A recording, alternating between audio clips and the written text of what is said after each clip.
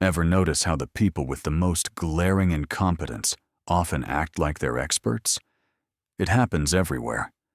The amateur musician giving unsolicited advice to a pro, the new hire confidently explaining how the whole company should be restructured, the relative who, after reading one article, speaks with absolute authority on complex global issues.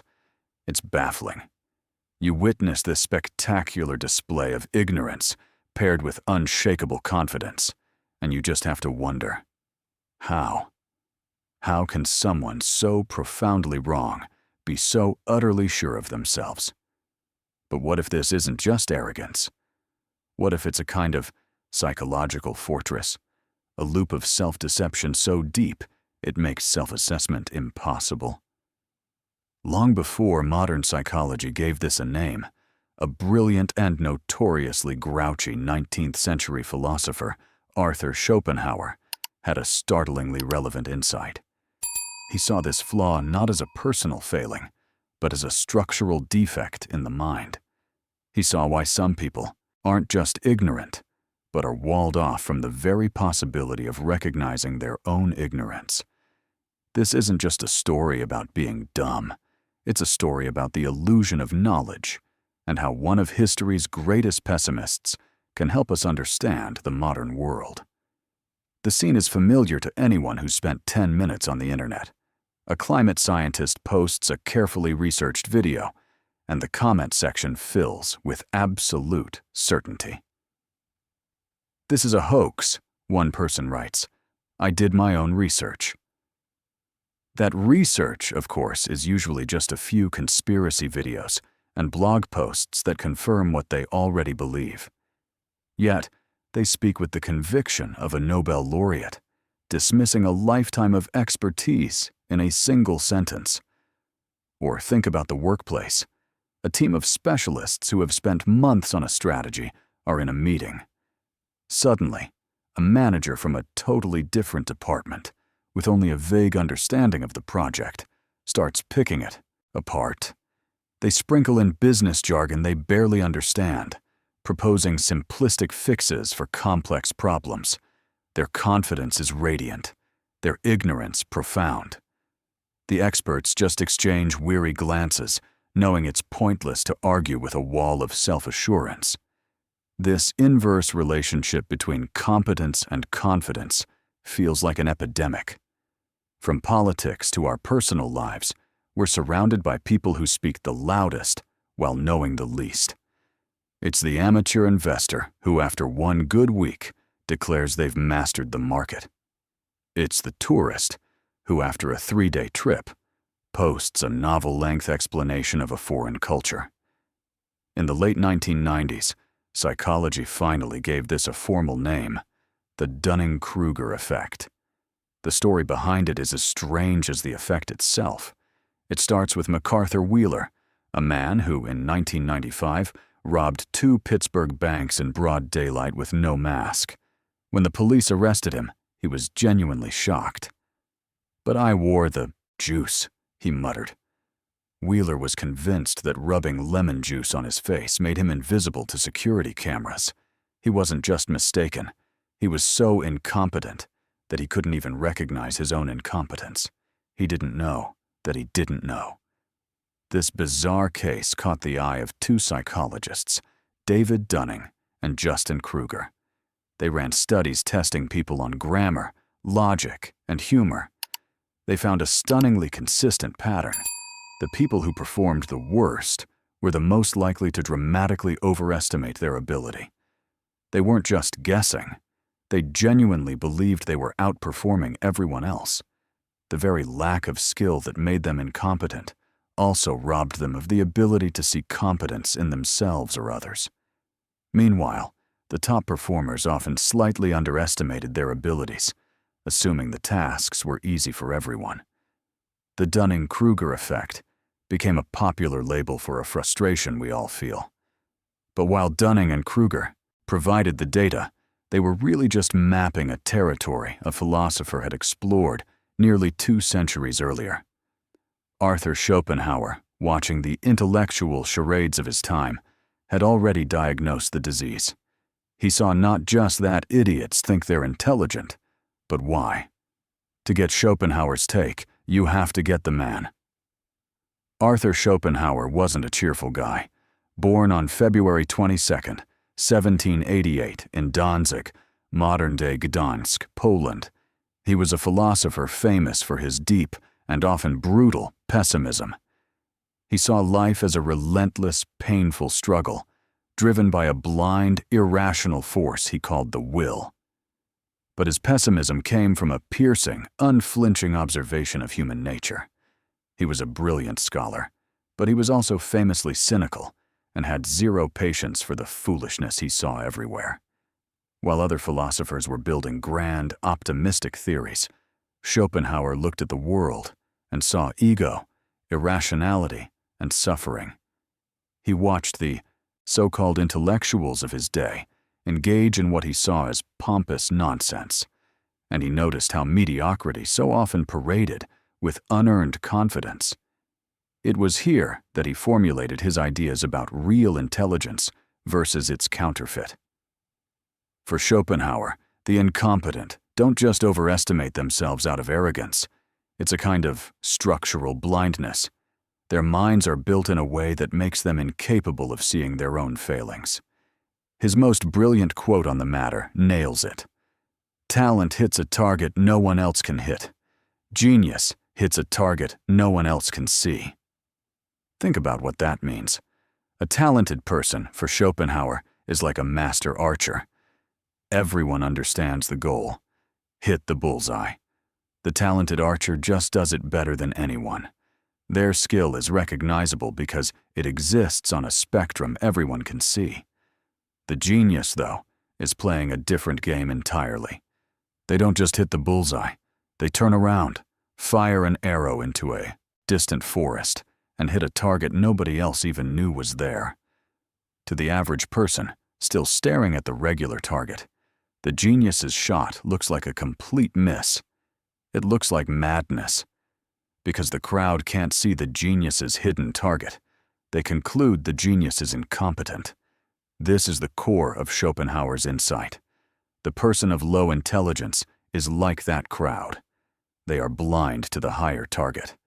When they encounter a superior intellect, they don't see superiority. They see error, strangeness, or foolishness. Their own mental framework is too limited. As Schopenhauer might put it, intelligence is invisible to someone who doesn't have it. This brings us to the competence threshold. To recognize great skill, you need at least a little of that skill yourself. A novice guitarist who knows a few chords can at least recognize the mind-blowing skill of a virtuoso. They see the gap. But a person who has never touched an instrument might hear that same virtuoso and be unable to tell them apart from an intermediate player. The truly incompetent person is below this threshold. Their ignorance is so profound, they lack the tools for assessment. So when they meet an expert, they don't feel admiration. They often feel superior. They judge the expert by their own simple standards and find the expert lacking. The expert's nuanced arguments seem confusing. Their complex solutions seem needlessly complicated. The fool looks at the genius, sees they aren't aiming for the same simple target, and confidently declares themselves the better archer. This isn't a lie. It's a conclusion from a fundamentally flawed perspective. They're trapped in the fortress of their own minds, and the walls are too high to see over. So, what are the walls of this cognitive fortress made of? Schopenhauer, in his writings, gives us the blueprints. These aren't just bad habits. They are deep psychological mechanisms that create a self-reinforcing cycle of confident ignorance. First is the illusion of comprehension. In our world of endless information, this is a powerful one. We're constantly hit with headlines, summaries, and video clips. This creates a dangerous illusion. We mistake familiarity for expertise. Someone scrolls through a dozen articles on quantum physics, recognizes terms like entanglement, and their mind makes a disastrous leap. It mistakes that feeling of familiarity for genuine understanding. They think because they've heard of these things, they now know them. Schopenhauer saw this in the scholars of his day, who read constantly but thought little. He said they were just filling their heads with other people's thoughts. The internet has put this process on steroids. A person can research a topic for an afternoon and emerge convinced they're an authority. They haven't done the slow, difficult work of active learning. This creates a closed loop of ignorance. Once the illusion takes hold, they become immune to correction. When presented with contradictory evidence, they don't see a challenge to their knowledge. They see nonsense. Instead of questioning their simple mental model, they dismiss the data. This reinforces their original belief, making the fortress walls even thicker. The second pillar of the fortress is what we can call the fool's paradise. Schopenhauer made a profound observation. The more unintelligent a man is, the less mysterious existence seems to him. For a person of low intellect, the world is a simple, solved problem. Complex systems are boiled down to easy slogans. The grand, terrifying mysteries of the universe are either ignored or brushed aside with simple answers. Their lack of curiosity isn't a choice, it's a symptom. The world simply doesn't appear mysterious to them, so they feel no need to investigate it. Think of the greatest minds, the Einsteins, the Darwins. Their lives were defined by a profound sense of awe. The more they learned, the more they realized how little they knew. Einstein famously said, "The most beautiful thing we can experience is the mysterious. The genius lives in a world brimming with mystery. The fool lives in a world that is mundane and fully explained." This is the source of their confidence. If the world is simple, then understanding it is easy. There's no room for doubt because there are no perceived gaps in their knowledge. It's a paradise of certainty, bought at the price of ignorance. The third and deepest layer is rooted in Schopenhauer's core philosophy, the dominance of will over intellect. Schopenhauer's central work, The World as Will and Representation, argues that the fundamental force of the universe isn't reason, but a blind, irrational, striving force he called the will. For most people, the intellect isn't the master of the house, it's just a servant to the will. This means their beliefs are not products of rational thought, but of their desires. Their confidence isn't earned, it's felt as an emotional need. They are confident because it feels good. They believe they're right because being right satisfies the ego. They avoid self-doubt because it's a painful state that the will recoils from. In the less intelligent person, the intellect is easily overpowered by this raw, emotional force. They start with the feeling they want, of being smart and in control, and then use their intellect to build justifications for it. This is why arguing with them is so maddening. You're bringing facts and logic to a fight being fought with emotion and desire.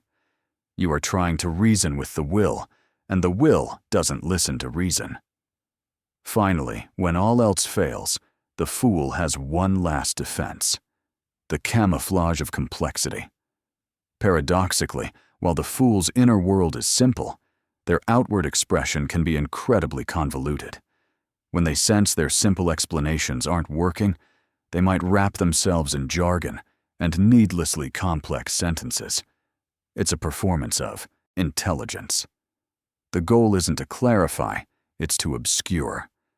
The thinking is, if they can't understand me, they must think I'm profound. A truly intelligent person can explain a concept simply. The incompetent person using complexity as camouflage can't. If you ask them to simplify, they'll just repeat the jargon or get defensive, because they don't have a core understanding to begin with. The complex words are the idea.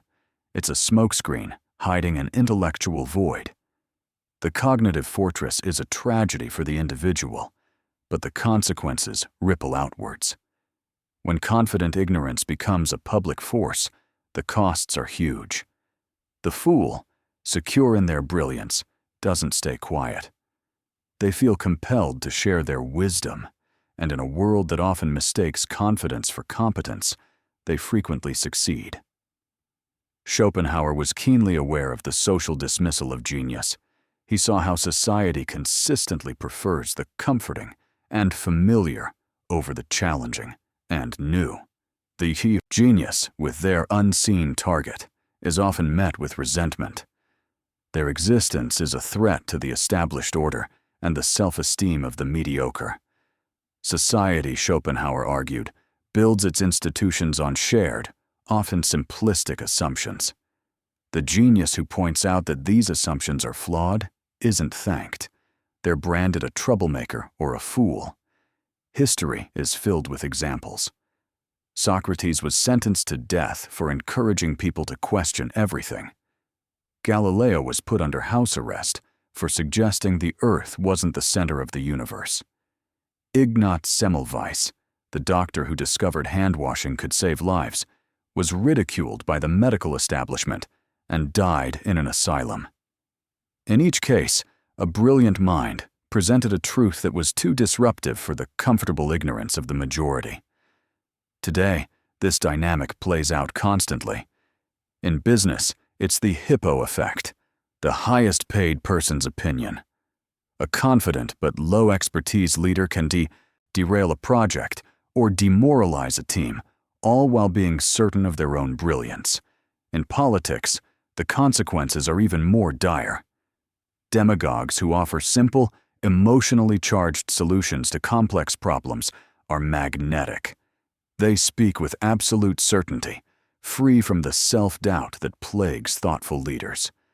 To an audience overwhelmed by complexity, this confidence sounds like strength, while the nuanced language of experts sounds like weakness. This creates a perverse incentive. Society often rewards not the most knowledgeable, but the most confident performers of intelligence. The person skilled at social games and reassuring platitudes gets promoted. The deep thinker, who is often more reserved and questioning, gets sidelined. Schopenhauer put it bluntly, believing that sociability was often a sign of intellectual poverty.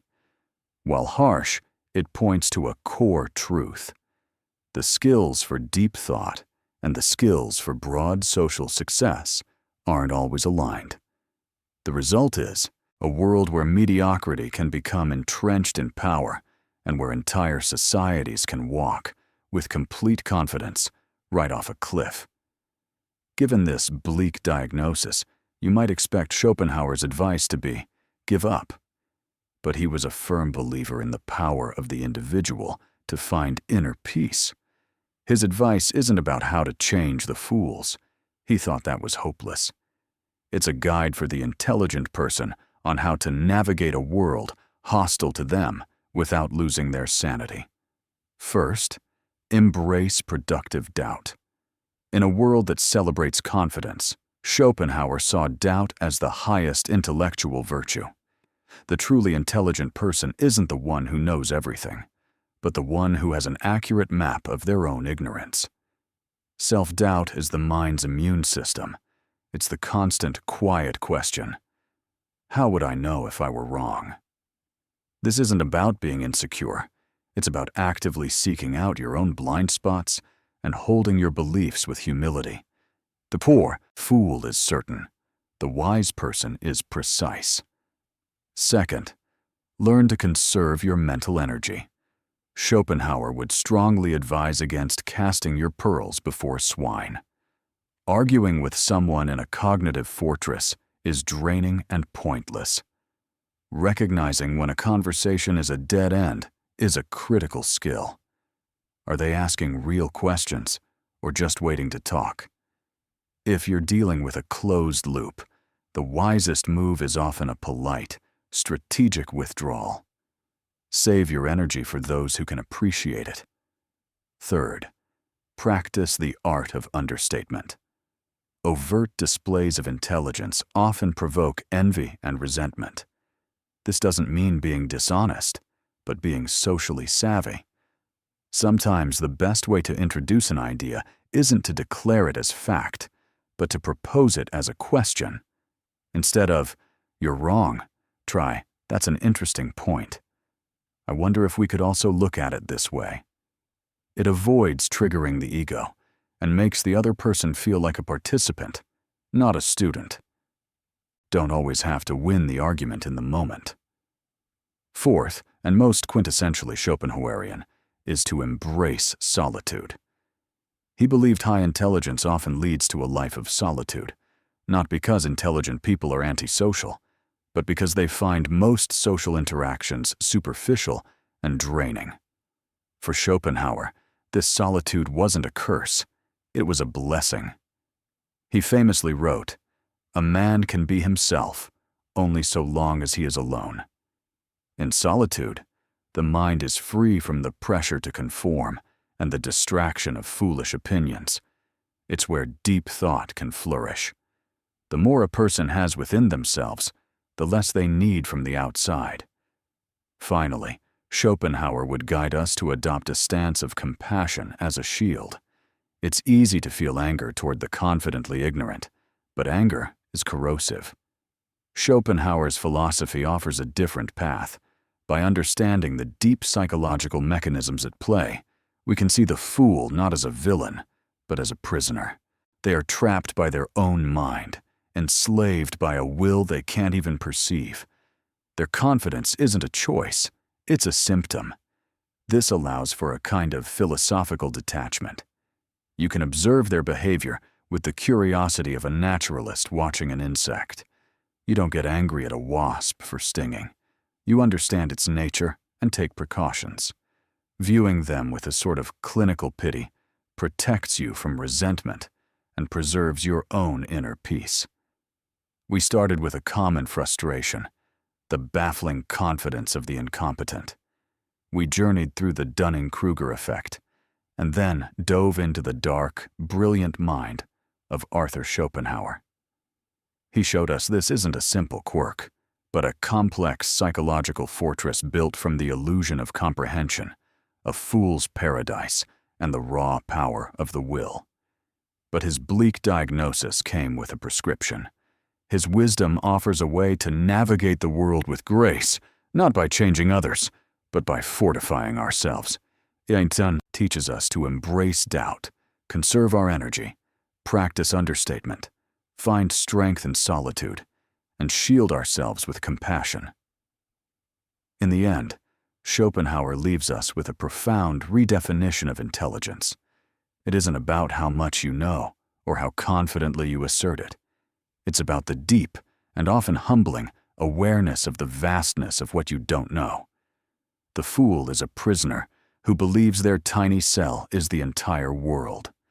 The wise person, by contrast, is free to wander the boundless landscapes of knowledge, to be humbled by mystery, and to find peace not in the certainty of answers, but in the beauty of the questions. If you're interested in exploring more ideas like this that challenge our understanding of ourselves and the world, consider subscribing for more journeys into philosophy and psychology.